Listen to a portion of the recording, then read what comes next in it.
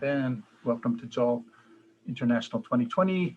Please welcome Darren Ray Javier, presenting on online ESL tutors teaching strategies. Darren, the floor is Thank you yours. so much. Thank you so much, Steve. So let me present our humble attempt to analyze some teaching strategies conducted by some of on online ESL tutors in the Philippines. So by the way, my name is Darren and I am from the Philippines. Okay, so to start with, let me give you some backgrounder about the study. So first, in the Philippines, teaching English is not confined anymore in the four corners of the classroom.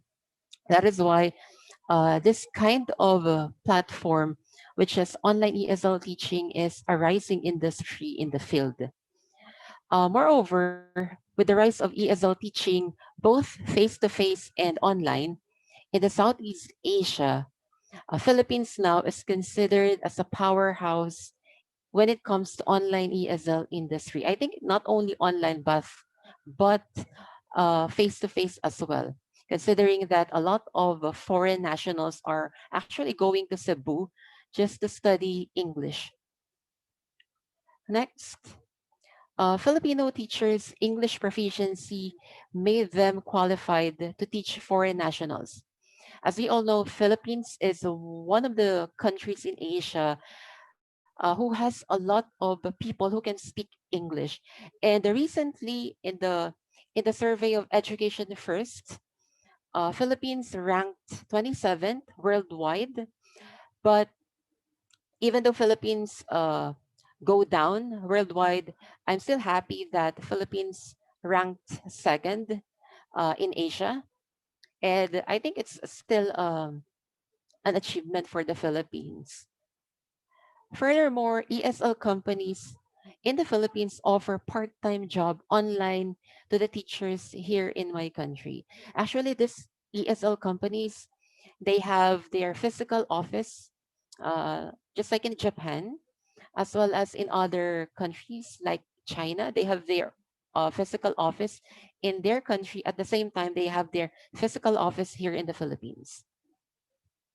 Moving on, here are some of the ESL companies or some of the leading ESL online ESL companies in the Philippines. So the following are some of the Japanese companies, and the others are some of the Chinese companies. Next, let's now go to the studies on ESL teaching. According to Casamayor 2019, tutors were ensured to be provided with regular training workshops by the ESL companies in order to sustain their professional growth as part of a company's investment. And these companies really provide trainings. I think after 3 months of being in the service, companies will provide you training on for you to upgrade yourself as an online tutor, because as we all know, there's no such thing that is permanent in this world but change. So we have to upgrade, the reskill and upskill ourselves as teachers, especially teaching online, which requires a lot of skills. Next, we also have Natividad 2016, who mentioned that teachers can teach using these technological tools that can break the tediousness of everyday lectures and facilitate the learning experience in an interactive ways. So later on, you can see that tutors are actually using an online platform that is really different from the face-to-face classes that we are doing in our classroom. Next, another one is from Amja 2014, who mentioned that language teaching has been a complicated task for the teachers of English, and appropriate techniques and strategies are needed to deliver effective language learning to ESL learners. So it's not just transferring the face-to-face classes into an online platform. So definitely the strategies that we are using in the face-to-face session must be different from the strategies that we are supposed to use in an online class. And lastly, according to Mulligan 2011, he mentioned that effective teaching strategies have to be flexible, creative, constant, monitoring, and adjustment based on the student's needs. And as we all know, at this time of pandemic, teachers have to be really flexible. And the teaching strategies that they are using must be flexible. It should also be creative. At the same time, they should also be there should be a constant monitoring and adjustment based on the context of the learners and their needs as well. Okay, so here are some of the requirements for you to become an online ESL tutor here in the Philippines. And in terms of technical requirements, an online ESL tutor must have his or her own laptop. Preferably, this laptop must be core an I series, because if your laptop is below that spec, I think it will cause a lot of problem when it comes to online sessions. Next, an online tutor must also use a headset with an external microphone so that he or she can focus on what he or she is going to say, not holding the microphone. Another one is he or she needs an HD webcam so that you can see each other, and then a stable internet connection, and most especially an area where there is no background noise. That one is the most important aside from the technical requirements. And in terms of the skills and qualifications, an online tutor must be 18 years old and above. So they cannot hire tutors who are 17 below or 18 years old below. Next, a person who has a basic knowledge when it comes to computer. So basic knowledge about a Skype, a Zoom, and other platforms, and must be able to speak English fluently. And that person must be residing here in the Philippines. And lastly, that person must provide a tax identification number. So if you're not from the Philippines, definitely you will not be able to provide a tax identification number. Moving online on online teaching, these companies provide a very flexible schedule. They also provide a high paying income. And then they also provide international certification like TOEIC, TESOL, and others. And most especially, you can work at the comfort of your home. Next, teachers, both from public and private, can apply to those companies provided that they have complied to the requirements. Actually, not only teachers are welcome to apply, but all of the people who are actually fluent in using the language, they can apply in an ESL company, and they will become an online ESL tutor. And lastly, since a few studies explore in online ESL tutors teaching strategies, there is a dearth of studies showing how online ESL tutors do their teachings online and what are the strategies they usually employ in their lessons. So that's the research gap that I would like to fill in. And actually, online industry is still an unexplored area of inquiry. So I am encouraging everyone to actually look into this area because not everyone are doing researches in this field. And then for the research question, what are the teaching strategies of online ESL tutors? So later on, I'll be showing you the top strategies that I got based on the videos that I watched. Okay, so for the methodology, I used 10 recorded actual online lessons. These recorded actual lessons are found on YouTube, considering that I considered the availability of the corpus or the corpora that I utilized in my study. That's why I used YouTube as the reservoir of the online lessons. And then in the 10 online lessons, 7 of them are Chinese and 3 of them are Japanese. And then for the tutors, 7 of them are female and 3 of them are male. And lastly, the length of the recorded lesson is it is a 25-minute recorded online lesson. Moving forward, these are some of the online platforms that an online ESL tutors use when they are teaching. There is a company who developed an Air Classroom, which they are calling it an AC. And then some of them are actually using ClassIn. I think this one is a free online platform here in not only in the Philippines, but I think around the world. And lastly, some of them are taking advantage of the Skype. And later on, and I just noticed that these online companies have developed their own platform and they are calling it a lesson room. And you don't need to download any application. You just have to use Google Chrome, and then you will be able to use the lesson room. But it's not available in public because this platform was developed specifically for online ESL companies. Okay, so for the methodology, I use content analysis to identify the teaching strategies.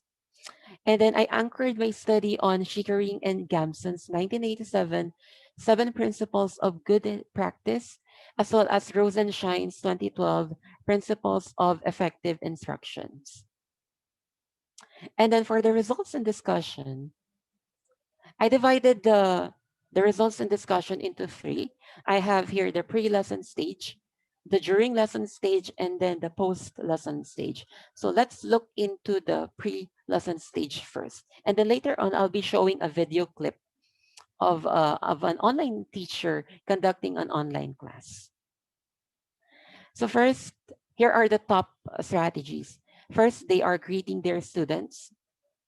Second, they are introducing themselves, both the teacher and the student.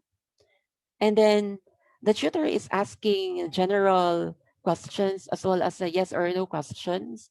Most probably it is because they would like to build a rapport with the student because some of the lessons there, they just had it's their first time to meet the student. So definitely building rapport is important in an online class. And lastly, an online tutor verifies the readiness of the student. So let's take a look at the sample video clip.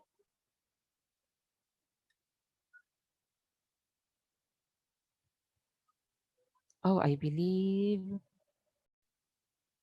Okay. So first one, an online tutor is really careful with the choice of word, considering that um, some of the students are kids and they are not that proficient when it comes to the use of language. So definitely the choice of word must be considered as well. And it's a good strategy so that there will be no misunderstanding as well. And then as you can see, the tutor utilized hand gestures and then as well as body movements. I think that is what they are calling the how can I call that? Hand gestures and body movements. A total physical response or the TPR. Most of the online tutors are actually using TPR, especially if they are teaching kids. Next, they usually gives praises in order to motivate the learners. And yeah, I repeat the choice of words on that. Next, they also ask comprehension questions whenever they are reading a story, as well as they are discussing something that requires comprehension among the online students. Next, They also provide corrections through repetition when it comes to grammar, and they are also guiding students with the learning material. So they verify if the students can follow them using the material. And lastly, they give online practices in order to make sure that the student is actually learning the topic that they are discussing. So let's take a look at the sample video. Oh, you know it. Let's sing. Moon. It's the post lesson stage. So first one, the shooter wraps up the lesson. The tutor is also providing a 5 minutes. feedback. Yeah, okay. Following the sandwich method. And the tutor is also manages the time. If it is a 25-minute lesson, definitely the tutor should not exceed on that time provided in the lesson, just like in the presentation. I should not exceed it in the 25-minute presentation. And lastly, there is a 50% student and teacher talk. So let's take a look at the sample video, because I just chose some video clips that because of the time constraint as well. So I will not be able to show the other videos showing the strategies in the list. But let's now go to the concluding part. So for the first conclusion, findings revealed that online ESL tutors are adaptive in handling different kinds of lessons, or students rather, for each lesson. Because in each lesson, they have a different students and they are very adaptive on that. Moreover, online ESL tutors employ the different teaching strategies appropriate to each student. Considering that students are diverse in nature. They have different backgrounds as well as different proficiency when it comes to the language use, specifically the use of English. Next, these teaching strategies from pre, during, and post lessons are some of the best practices used by the tutors. And lastly, aspiring online ESL tutors can improve their teaching skills by watching this video recorded actual lessons available online. And before I end this presentation, at this time and age or during the COVID-19 pandemic, I believe that teachers in the classroom must collaborate with the online tutors, because not every one of us have actually the experience in conducting an online class. So definitely we need the help from these online tutors, because they are the one who are more experienced when it comes to the use of online platforms in teaching the language. And that would be all. Thank you.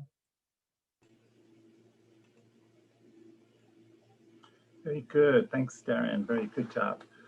So we've got a couple of minutes if anyone has any questions for Darren, or if you'd like to exchange emails or contact information to follow up later.